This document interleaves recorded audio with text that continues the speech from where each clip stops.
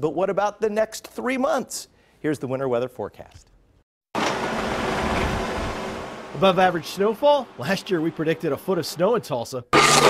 We shoveled just over a foot. We said there'd be at least one morning below zero. We bottomed out at 2 below January 6th.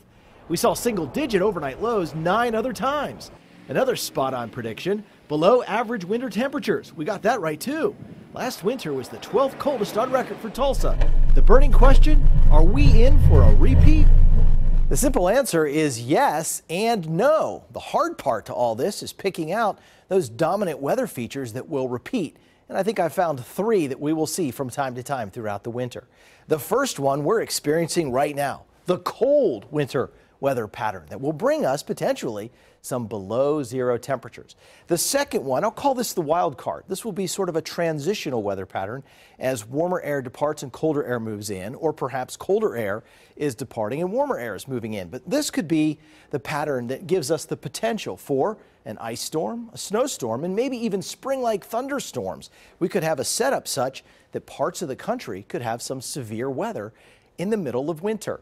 The third dominant weather pattern is a very warm one that we experienced in October and early November. This will come back, it will repeat, and we will have some unseasonably warm days, maybe even in December. So here is this year's winter weather pattern from the Lezak recurring cycle theory, which states that every year between October 1st and the end of November, a unique weather pattern sets up and begins to cycle. This year's pattern appears to be 47 to 51 days. So here's the forecast based on that theory. Colder than average temperatures for the winter. Even though we're going to have warm days, I think those very cold days will offset the warm days. Near average rainfall, but because we have near average rain, we will have below average snow. We average about 9 inches of snowfall every year, but this year maybe just 8 inches of snow. I think we'll go below zero one time, but we're going to have 8 other mornings where the temperatures dip down into single digits. And ice storms, we could have the setup for 1 or 2. This will be a memorable winter for us, so get ready for a wild winter weather ride.